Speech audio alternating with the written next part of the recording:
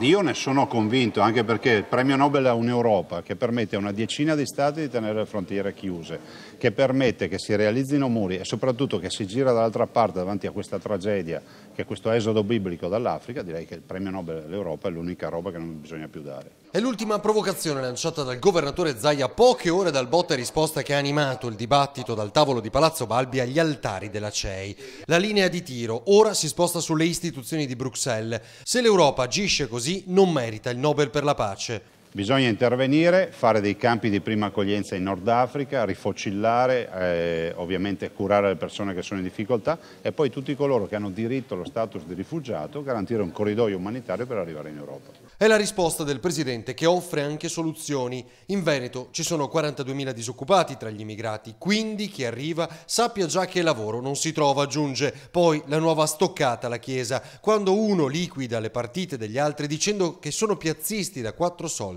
già sbaglia. Io non faccio l'avvocato di Salvini, penso si riferisse al fatto che quando uno ti dice piazzista da 4 soldi offende non l'esponente politico ma offende tutti i cittadini che lo hanno eletto.